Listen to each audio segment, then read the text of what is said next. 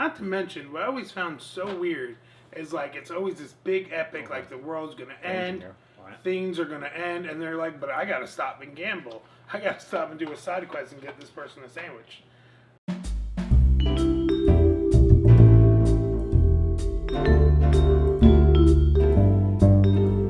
Hello, YouTube, and welcome to Show and Tell, the only show on the internet. Actually, probably not the only show on the internet. That is true. The only show on the internet on this YouTube channel. That is true. Where we pick a theme for a game, and then we each pick a game, a secret game. Don't tell each other what it is, and then we reveal it on camera, and then we try to explain to each other what is so special and awesome about that game that we picked, and why it's superior to the other person's pick. Only one take, and we still haven't seen each other's game. But we both were yellow, I just noticed. Oh, that's true. Yeah, that's awesome. See, we have great minds think alike. This theme like is Magic School Bus. role-playing game. It's not whether it's console or PC, none of that matters. Platform doesn't matter. Just that has to meet the bounds of that criteria. So this one's a role-playing game. That's it. So let's kick it off. All right. You want to reveal each other's games at the exact same time? We've never done this before, so we can kind of do whatever we want. Okay. I'm gonna have to bleep that word. However the heck we want. Ooh, I gotta get mine. Ready? 3. If it's the same one. This is super exciting. I feel like I'm in kindergarten. So I pointed to the camera, pointed to you. 3, 2, 1. Quest for Glory 1. So you want to be a hero. Chrono Cross. Chrono Cross! For hey, PS1. For PS1. That's the sequel to Chrono Trigger, correct? Yes, it is. Yes, alright. Chrono Yes, Trigger I did play a lot, like everybody has. Chrono Cross, never played. This is... I'm going to go ahead and assume you've never played this. No. No, we're going to... But I have seen it before. Have you? On your wall. Oh, it doesn't count. Alright. So, do you want to explain to me why your game is awesome first, or should I explain to you why mine is awesome first? I mean, I'm just going to keep it short and sweet. This is my favorite RPG of all time. Yeah. Okay, this is just an amazing game. Okay. This is actually my original copy that I still kept over the years. Same here. A replacement. I didn't rebuy it or anything. So I played RPGs prior to this, of course. I grew up on Final Fantasy and everything like this. But this was the first RPG to get an emotional response out of me. Even playing Final Fantasy VII. It was a good game. I felt something. But this it really pulled on my heartstrings. And this is the first time where I could understand that you could identify with a villain, even though he's the villain of the game. Not to mention, it is still weird that everybody knows Chrono Trigger, but nobody knows its wonderful sequel. Wonderful sequel. Well, I know of it. Can you get the zoom in on the crack that I still have? I still have the disc too. I probably could, but I don't think it's going to come up in the video. Yeah. But there's Still a crack have in it. the book? Oh, look at that sucker. That's sweet, man. I tried to get my son to play this. He had no interest. None. All right. So, welcome to the big box world of Sierra Online. Is this the original one you have? So there's actually 2 versions of this game. The original version is called Hero's Quest. Okay. And in the 1980s, after Hero's Quest came out, there was a lawsuit from Milton Bradley saying that they had a tabletop board game called Hero Quest. It was trademarked. Names are too similar, blah, blah, blah. So shortly after the game released, they changed the name to Quest for Glory. So all 5 games have the Quest for Glory moniker, except for the original release of Quest for Glory 1, which is called Hero's Quest. This is actually a remake of that game. I was going to say, with it better says graphics. Quest for Glory 1 actually on it. Correct, yeah. So this Which would mean, like, I'm definitely going to make a sequel. Correct. Yeah, this one came out around the same time the official 3rd one came out, like Quest for Glory 3. The remake came out. Anyway, so Sierra Online is the game company that I grew up with on PC that was just had my heart as a child. I played through all of their games. Quest for Glory is technically an adventure game, but it has so many RPG elements built into it that you could also quantify it and classify it as a role-playing game as well. So there's 3 character classes: a fighter, a magic user, and a thief.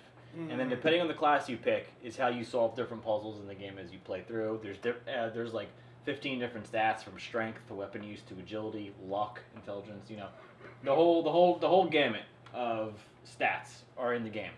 So if you play as a fighter, you might solve a puzzle by strictly brute force. Okay. Whereas if you play as a thief, a perfect example. Near the beginning of the game, there's a thing where you have to find the healer's lost ring. So the fighter gets proficient at throwing rocks. So eventually you train up your rock throwing skills high enough to throw a rock at a nest in a tree that the ring is in, knock it down. The thief can climb, so he has to work on his climbing skill to be able to climb the tree, and then use his agility to go out on the tree branch and then pick up the ring out of the nest. The magic user has to learn a spell called Fetch, where he can cast like a little magical whatever. It goes out, grabs the nest, and brings it back with magic to get the ring. So that's the most basic one, but there's all different ways. Throw a stick at it. That's not an option in the game, but there you go. That would be the Jesse class. Anyway, I beat this game probably, no exaggeration, at least 20 times. Really? With, multiple times with each character class over the years. I played through all 5 of them many times. I can see that if you knew how to get through all the first puzzles. And what's awesome about these games, well, Sierra specifically, and the whole, they call it the big box era because these games have so many floppy disks inside. You need a big giant box to fit them all. I can see that's a heavy disc. Yeah. You know how I know that it's been a long time since old school PC games? How's that? All I can think of is, man, that's a big box for a disc. That wasn't a disc. Well, there is the disc, but there's a bunch of them. So, you made the comment about how it's awesome how it has the original manual. So, old games like this have all kinds of awesomeness inside. So this book is actually from the original release, Hero's Quest, but it's the same game, so I keep it in this box. So this is the Famous Adventurers Correspondence School Handbook. Okay. So literally, it's written as if you were a student going to the Famous Adventurers Correspondence School. So it reads like a textbook. So I mean, it tells you how to play. The thief. Yeah, exactly. So mysterious. It tells you how to do all different things. It tells you, there's a monster encyclopedia. What do they call it? There's a term for that, like a monster encyclopedia. I think you got it exactly right. Whatever. It's just so interesting how they take it to like the next level, where it's not just the game, but like they include additional material to really suck you in. Everything about Sierra back in the day was like that. Like even their hint books are fancy. Like their hint books ship with a magical reader, and like all of the hints are blocked out in red, and you have to like slide the reader over them to read the text. So if you really wanted to, if you were debating whether you wanted to use it, you really had to go out of your way. Correct. Yeah. Well, this was also before the internet, so you couldn't look up hints online. And look, even I have all the original discs. Boom. This game shipped on 5 high density 1.44 megabyte Those things floppy look disks. heavy, man. We talked about in our first video, man, of the 80s and 90s were so great because like the world could be saved or destroyed by a floppy disk. Well, like, how many times did Shredder threaten the Turtles? Like, oh, with a floppy disk. That movie Hackers with Angelina Jolie. There was a floppy disk involved in that movie in some way, wasn't there? Mm-hmm. I might be remembering it wrong, but I feel like there was. I think that's what they called her career, the floppy disk. All right. All right, so clearly we have very different picks for games I could here. see that, but you know what's funny though? The things you mentioned were one of the reasons why I love Chrono Cross, because of the. So you never played this game? No, I played the heck out of Chrono Trigger. So like Chrono Trigger, you picked up companions along the way on this game, and what I loved about this and why I ran through it so many times is, depending on decisions you made in the game, you got different companions, which changed how the game was going to play. So, for an example, Kid, which is one of the first companions you can get in it, which is the female character there. Okay. In the beginning of the game, she asked you to join your party. So, obviously, teenager, hormones, girl, bikini, you're like, yeah, absolutely. But if you can hold out and say no, you get another character that's a healer, and you eventually get Kid anyway on their party. But it's something you wouldn't know until you play through it multiple times. Right. And there is another scene where, in order to get an amazing character, you have to make a really rough choice. And playing this as 11-year-old me, I was sweating because I had heard about in school how you got this character, and I did not want to make that choice, but I wanted that character. I don't want to ruin it though for people. That's cool. Because I really want them to play it. So Chrono Cross, I'm assuming since it's for PlayStation, this is probably a scenario similar, but if you like Final Fantasy 6 to Final Fantasy 7, I'm assuming Chrono Trigger to Chrono Cross is the same thing as far as graphically, because Final Fantasy 6 is a top-down typical SNES era right, and this is JRPG, and this is I'm assuming very graphically cutscenes. Yeah. Okay, so a lot of cinematics, no voiceovers, of course, which is the best JRPGs don't have them. right. The big difference, because this is still made by SquareSoft, the biggest difference though between this and Final Fantasy is there's no random occurrence in this. You can actually see the enemies on screen cool. and avoid them if you'd like, which was really neat at the time. Sometimes you just don't feel like battling. Sometimes you want to get that level up though. This is true. Man. So, it's going to be very hard to gauge which game is better. I would say borderline impossible because we've never played each other's game. I know. But from an emotional standpoint, I feel like this is a bridge that we can cross. Because I can say beyond any shadow of a doubt that this game series, Quest for Glory, directly impacted how the person I became. Because, like I said, I cut my teeth on Sierra games, and Quest for Glory was my favorite Sierra franchise. So, I learned the original ones were text parser. So, the Hero's Quest and Quest for Glory 2 were text parser. So, if you wanted to do something, you would literally type it, look at merchant, or look around, or purchase weapon, or something like that. So I learned to type. I learned to type on these games. I learned puzzle solving on these games. I got so sucked into the world. How to talk to women. That I did learn online, but not through these games. Where was I going with this? Oh, so this game takes place in the world of Shapir, or not Shapir. Shapir's Quest of Glory 2. This game takes place in the land of Spielberg, and like Steven? No, like the land of Spielberg, snowy forest land, little Antwerp's hopping around. So not Steven Spielberg. Well, maybe spelled the same way. Anyway, you get me off topic here. What was I saying again? Man, I need some caffeine. Oh, so when I played this game, I mean, I've played this game with plenty of games, but this is the first one where when I played this, I wasn't sitting at my desk playing on the computer. I was this character inside this game. I mean, I don't know if it's because of my age or because of whatever, but this game affected me on an emotional standpoint so deeply. We have had that discussion. It sticks with me now, 30 years later. We've had that discussion before if nostalgia is gone because as older adults we can't identify with characters. Because we've had that talk where I told you I remember playing Ocarina of Time. Sure. And although it was on my tiny little TV, you know what I mean, feeling like I was in the Hyrulean fields, Sure. And that's how I felt about this, so I could see that being placed. But here's my question, because everybody has a good story of why they played their game. How did you come into introduction with that? Did you get it for Christmas? Did you fall in your lap? So did your family go, we kind of like you here? So so my brother is 8 years older than me.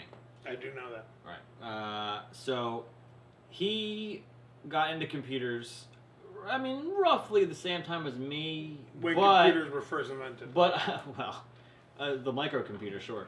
But, I mean, I say that we got into computers at the same time, but I got into them because he got into them. So when I was 4 years old, he would have been 12. And for Christmas that year, we got a Tandy Coco. It stood for color computer. Okay. It was, it's just super old school, How old were you? I was 4. I got it down, tell it. 1986. 4-color screen, cassette tape drive, and you could buy an external, floppy disk drive for it. And that was our first computer. And my brother was 12, so he could look at a programming book and read through it and understand how to do certain things. Whereas if I looked at that same book, which I did do, I would just copy letter by letter. I want to copy these 10 lines and see a circle drawn on the screen, kind of a deal. So he got into gaming for obvious reasons because he had that computer, and then Sierra was really popular at the time. So he bought a game called Space Quest 3, and he loved it, and I to this day still love that game as well. But eventually he bought a game called Quest for Glory 2, and I don't know why he bought the sequel. I don't know, but he did. So he bought the sequel, and he was in love with that game. He played that game nonstop. I mean, from the moment he got home from school to the moment he went to bed, till he beat that game. And I would watch him play it. And you know, it takes place in this crazy like Arabian desert, and there's dinosaurs you can ride called sauruses. A crazy dude, or a crazy salesman who sells you maps and tries to sell you a duck. And a money changer who dresses in real skimpy clothes, and like she takes your Shapirian gold and turns them into Shapirian dinars. Oh yeah. So I mean, it's just super exotic game. And I loved it as well. I just didn't understand it as well. So eventually, he bought me maybe a year later, Hero's Quest, which is the first game. Correct. And so, oh man, I have my own game now that my brother loved, and so I played it, and I eventually learned how to play through it, even at a young age, and I fell in love with it, and I think that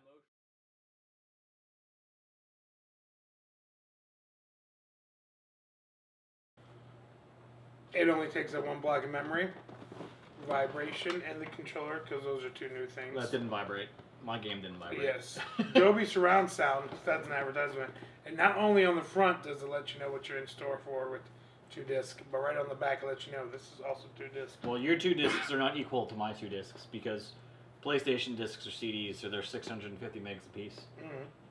These floppy disks are 1.44 megabytes per disc, so I don't know all 5 of my discs would be, off the back of the envelope math, not even,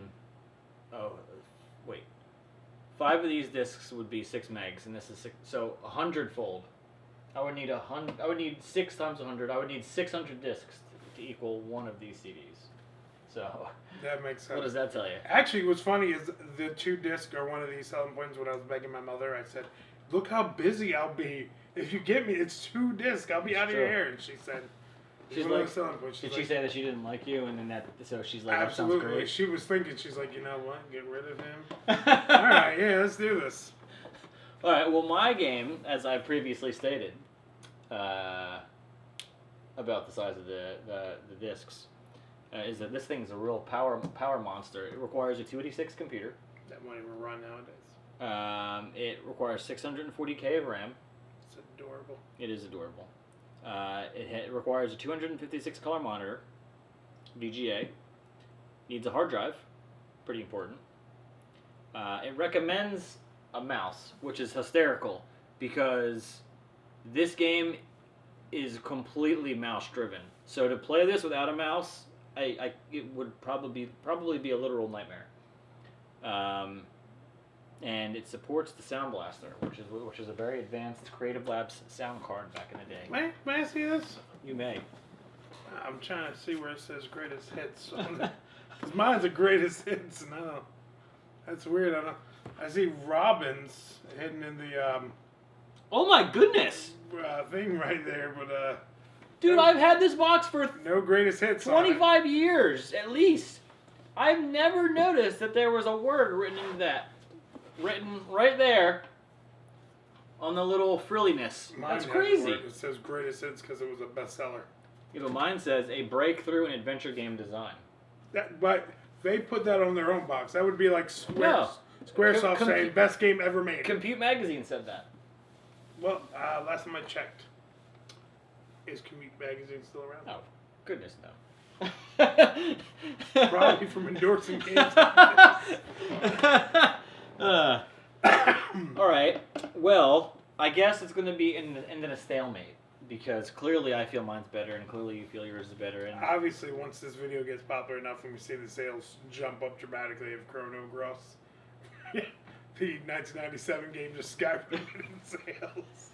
So I'm man enough to admit that they can be equal in our hearts. So, quick question for all the kids out there. I know for getting some old school games running on modern day PCs, it is so dramatic. Can you get that running on a modern PC? Really? Absolutely, yeah.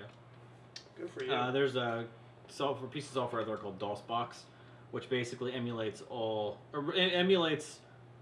DOS-based video games, and it can it forces the clock speed of the application to run really slow, and it's like it just emulates DOS extremely well. So this, even though computers nowadays are literally thousands of times more powerful, quite literally, if not more than that, then it can run it just fine. I know because I was recently watching a video where somebody was trying to do a review on Resident Evil for PC, the original game, and he couldn't get it running on his PC no matter what. Sure. So he ended up having to download an emulator. Yeah. For DOS games, it's pretty easy. Some of the older like Windows 95 era games opens up a whole can of worms, because it's weirdly enough it's harder to emulate older Windows features than it is to emulate older DOS features. Probably because DOS wasn't as sophisticated. That's strictly a guess, but I would assume that's probably the reason. Can I play Minesweeper? I would assume probably. That's a game nobody knew how to play. That's true. I tried. Never understood it. We all swore we knew how to play it, but nobody did. All right. Well, on that note, with the lovely Minesweeper in mind, I think that's going to just about do it for this official inaugural episode of Show and Tell. I do like it. This is pretty good. I think we should do more of these. I know. I like our little choices. Even do you know what I find neat? What's that? I'm a bigger guy with a smaller case. You're a smaller guy with a bigger case. And we both wear yellow. I know. It's like we know each other. It's true. This wasn't even on purpose, people. All right. Until next time. Take care of yourself and each other. Jerry Springer. Never mind.